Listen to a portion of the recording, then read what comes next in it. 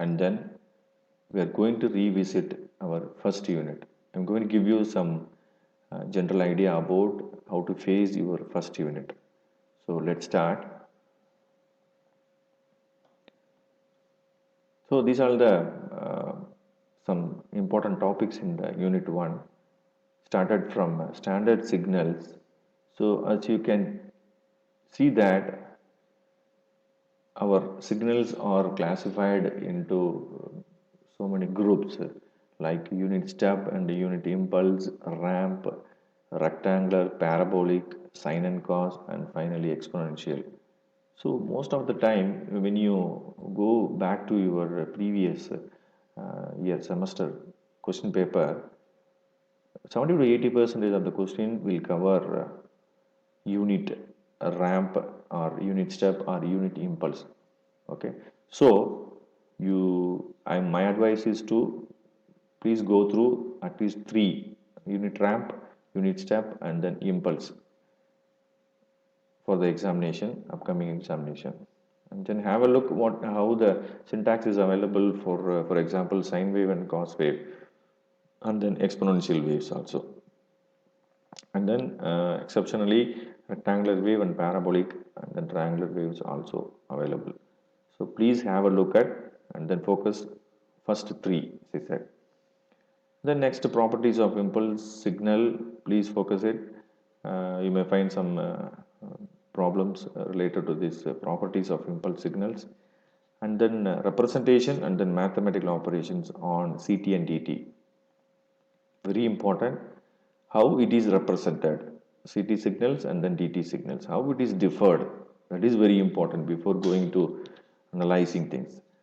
And then a few mathematical operations like time shifting, and then time reversals, amplitude scaling, and then addition and multiplication. Please have a look at and then try to solve. Okay, and then classification of CT and DT signals. When you focusing this particular topic, please remember only 5 topics are available. Okay, don't worry about that. This is suitable for CT and DT as well. First is deterministic and then random. Random can be expressed as non-deterministic. So first is deterministic and then random signals. Second, periodic and non-periodic. Third, even and odd. Fourth, energy and power. Fifth, causal and non-causal. Okay, this is applicable for both CT and DT signal. Only 5 types are available, main types. We can expect questions from these 5 types only. Don't worry about the remaining. Okay, and then finally classification of CT and DT systems. Here the same way what I said in the previous classification, here we have a static and dynamic. Second, causal, non-causal, linear, non-linear, and then time invariant, time variant, and then stable, unstable. So there are only 5 topics under this. So you take only 3 to 4 examples for each topic, and then try to solve it. Okay, look at the book and then close it and try to solve it yourself. So please practice for these 5 topics for first unit. Okay, let's move to the second unit. So second unit actually focusing the analysis of your CT signals based on the Fourier series. Okay, so we studied different types of signals in the first unit. Okay, now we are going to study representation of signals using basis signal like sinusoid or complex signals. So basis signals like sinusoids or exponentials are very important terms here. Since sinusoids and complex signals are periodic, the signals that are we are going to concentrate on only periodic signal. Okay, is there any alternative method or alternative uh, idea for non-periodic is also available. Okay, Fourier transform. So we can say this is the Fourier transform, right? Since most of the theory behind this type of representation was developed by Joseph Fourier. Okay, So the study of signals and system using sinusoidal representation is termed as Fourier analysis. Okay, so we'll start our second unit. So analysis of continuous time signal has a subdivisions called Fourier series, Fourier transform and Laplace transform. Fourier series is important than the Fourier transform, Laplace transform. That is the initial topic we have in second unit.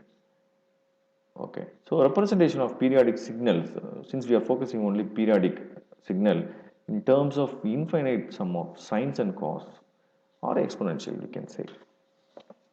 So we are going to segment our signal into series of sines and cos by Fourier series method.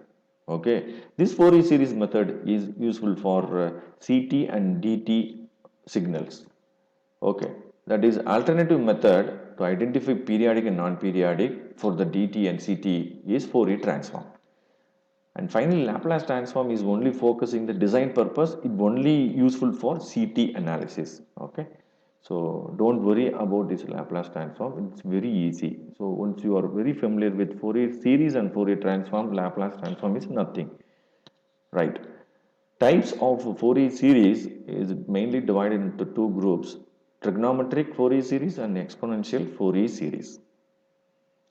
Okay, as I said, this is our original input signal. It is going to be segmented into series of sines. So from these sines we can analyze, right? And then finally we are retrieve back our original signal. See, this is the first signal, this is the second retrieved signal. Almost it is closer. After analyzing our signal with the help of sines and cos, we retrieved our signal back.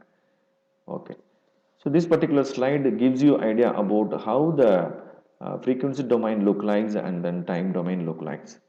So the final conclusion is frequency spectrum. When we look at from the frequency domain, so we found the frequency spectrum, which is very useful for analysis purpose. So if you take a square wave, so you can find after segmentation, so 4 divided by pi sine theta and so on. So series of sines and causes are available. Okay, series of sines and cos are available, right? Okay, right. So you can understand only by doing the problems, right? Before going to the problem, we have one more important topic is called conditions for existence of Fourier series. As I said, Fourier series is only for periodic signals, right? Irrespective of CT and DT. It is applicable for CT and DT, but focusing only periodic signal. I hope you have idea about periodic signal. We will discuss that too also. The Fourier series existence only if the following Dirichlet conditions are satisfied. The conditions for existence of Fourier series is called Dirichlet condition. So we have three conditions. Signal should have absolutely integral over the period of time. Okay. So that is denoted by 0 to t x of t dt less than infinity, right?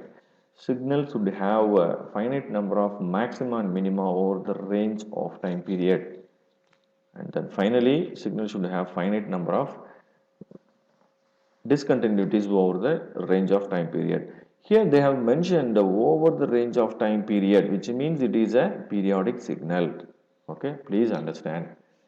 So, okay, we'll discuss with an example. Quickly, we'll go through the example. So, whether it is satisfied or not. When you look at the signal here, you know that 0 to t is occurring frequently, so that it is periodic signal. Here, 0 to t, it is repeated, okay, over the period. That is infinite range, but it is repeated. 0 to t is repeated. Okay, so when you take, you can perform your integration over the period 0 to t, that is possible. That is why the first condition is satisfied for this signal. But the condition is not satisfied here is we cannot perform, we don't understand where the signal starts and where the signal, whether it is repeated or not. So in this condition, your signal is not satisfying the first condition. So we can skip this. This is not a periodic signal. Okay. In second condition, The condition says that it should have a finite number of maxima and minima over the range of period.